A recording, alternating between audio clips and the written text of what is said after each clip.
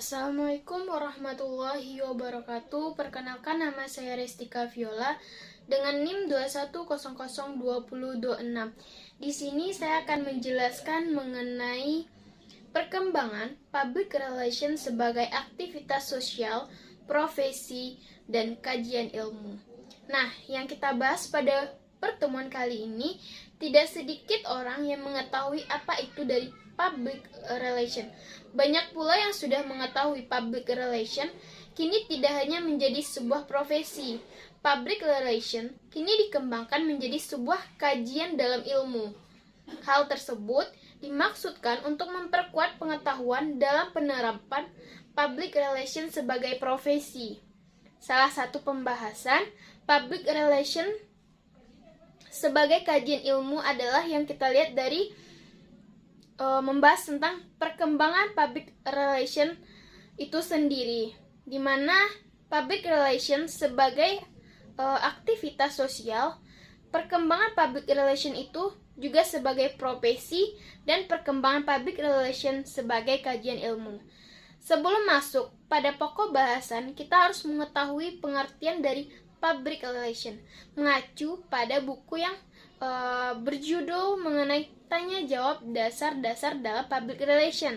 Nah, yang saya kutip yaitu yang ditulis oleh Teguh Mainanda. Beliau mengutip bahwa para ahli dalam public relation telah dapat menetapkan 3 buah batasan yang dianggap terbaik sebagai suatu definisi. Ketiga batasan tersebut, yang pertama, Seidel, public relation adalah proses yang kontinu dari usaha-usaha manajemen untuk memperoleh goodwill dan pengertian dari langgannya, pegawai, dan publik pada umumnya. Yang kedua, Emerson Rate. Public relation adalah kelanjutan proses dari penetapan kebijaksanaan, penentuan layanan, dan sikap yang disesuaikan dengan kepentingan orang-orang atau golongan agar golongan itu memperoleh kepercayaan dan goodwill dari mereka itu sendiri. Nah, yang ketiga, Howard Bonham.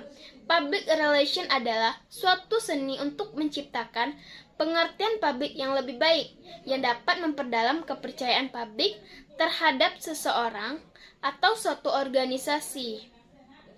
Nah, jadi dapat kita simpulkan bahwa public relation adalah proses untuk memperoleh kepercayaan dan goodwill dari dalam organisasi serta di luar organisasi, yang bertujuan untuk menjamin adanya pengertian dan penghargaan sebaik-sebaik mungkin.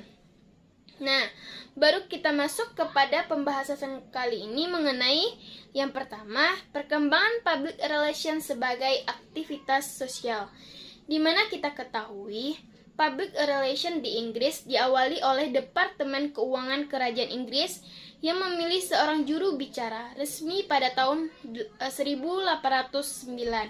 Di tahun 1854, Dinas Pos Kerajaan Inggris memutuskan untuk membuat sebuah badan yang bisa menjelaskan pelayanan yang diberikan oleh kerajaan kepada lapisan masyarakat. Berbagai trik mengenai public relation mulai diperjelas dan lebih diperinci sehingga lebih terarah oleh pemerintah Inggris sekitar pada tahun 1912. Nah, di sini juga kita dapat menjelaskan mengenai metode-metode dalam public relation. Banyak digunakan setelah Perang Dunia Pertama oleh pemerintah dari berbagai negara untuk menjelaskan program kesehatan dan program perumahan nasional kepada masyarakat. Perjuangan public relation yang paling besar terjadi dari tahun 1926 sampai dengan 1933.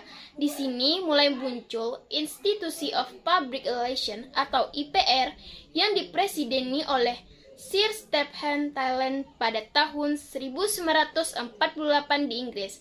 Sedangkan di Amerika muncul Public Relations Society of America pada saat Perang Dunia Kedua. PR tersebut mulai menurun karena banyak perdagangan yang mulai terganggu oleh keadaan perang. Nah, Yang kedua, kita masuk pada perkembangan public relations sebagai profesi, di mana public relation lahir di Amerika pada abad ke-20.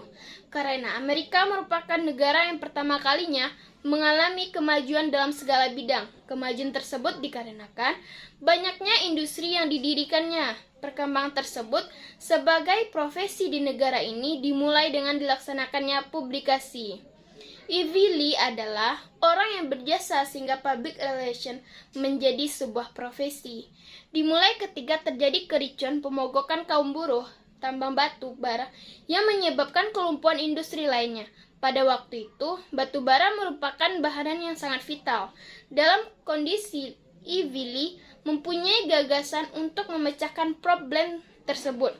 Nah, Ivy Lee menawarkan dirinya kepada industri batubara untuk mengatasi masalah-masalah tersebut dengan persyaratan yang sudah dia buat.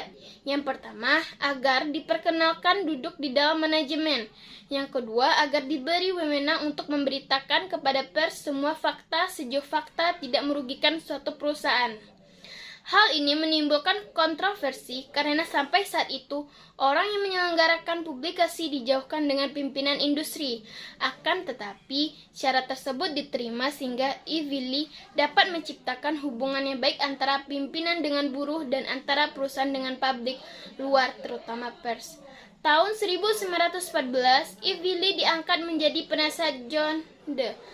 Rockefeller Jr., seorang multi-jutawan yang terkenal di Amerika Serikat, bahkan di seluruh dunia. Kepada pimpinan perusahaan milik Rockefeller, Lee memberi nasihat yang amat bernilai bagi kemajuan dan perkembangan perusahaan. Keberhasilan itulah yang menyebabkan Lee dijuluki The Father of Public Relations. Tahun 1916, Ivy Lee mengeluarkan deklarasi Declaration of Principles.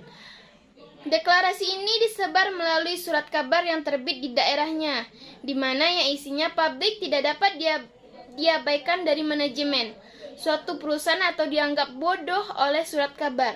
Apa yang baik bagi masyarakat dalam jangka panjang juga baik untuk dunia usaha. Nah, dalam Declaration of Principles yang disebarkan, Lee menegaskan bahwa di kantornya tidak ada hal yang bersifat rahasia, berarti itu bersifat terbuka. Tidak, kami adalah menyajikan berita. Kantor kami bukanlah biro iklan. Siapa saja yang memerlukan informasi secara lengkap akan kami layani dengan senang hati, kata Lee kepada wartawannya. Nah, tokoh ini juga berjasa mengembangkan public relations sebagai sebuah profesi selain Ivy Lee dan George Sell, atau seorang jurnalis dalam pemerintahan Presiden Wilson. Krill menyarankan memasukkan rencana kerja public relations sejajar dengan rencana kebijaksanaan pemerintahan karena kedua bidang itu dianggap sama pentingnya. Presiden Wilson menerima saran tersebut dan Krill ditunjukkan diberi tugas menjadi ketua panitia Public Relation Information, di mana Krill disebut sebagai orang pertama yang mempraktekkan public relation dalam bidang pemerintahan. Jasa Krill yang lain dalam mengembangkan public relation sebagai profesi adalah memberikan saran dalam bidang industri terhadap para industrialis. Krill menekankan bahwa sebuah organisasi akan sukses bila organisasi itu mempertahankan opini publiknya dalam kehidupan masyarakat. Opini publik tersebutlah yang merupakan kekuatan inti bagi maju mundurnya suatu organisasi atau perusahaan di lembaga lain. Nah, sekarang juga kita masuk kepada perkembangan public relations sebagai kajian ilmu, di mana public relation menjadi kajian ilmu dimulai pada tahun 1999. Hal ini dijelaskan pada buku yang berjudul Public Relation Teori Kedua yang ditulis oleh Carl Habotan dan Vincent Harleton, di mana dikarenakan meningkatnya perhatian terhadap public relation khususnya dari perusahaan besar yang membutuhkan orang-orang yang memiliki kepengetahuan khusus dalam bidang itu. Berdasarkan kebutuhan tersebut, beberapa orang berpikir agar dirinya difasilitasi, yaitu perguruan tinggi untuk mendidik para calon pro dan memberikan pengetahuan pada mereka tentang dasar-dasar kepemimpinan dan pelaksanaan public relation secara efektif sebagai suatu profesi. Nah, kita masuk lagi kepada kurikulum yang disusun pada mahasiswa public relation itu diantaranya meliputi ilmu pengetahuan tentang sosiologi, human and labor relation, radio, TV and production, management, advertising, reporting, public opinion, research methods, propaganda, dan publicity, radio dan TV, jurnalis, marketing, hukum dan hubungan internasional, sosiologi, dan ilmu jiwa media massa. Nah, hanya itu yang dapat saya sampaikan mengenai perkembangan dari public relations. Sekian, terima kasih. Jika ada kata dalam penyampaian saya mohon dimaafkan. Wabillahi taufiq wal hidayah. Wassalamualaikum warahmatullahi wabarakatuh.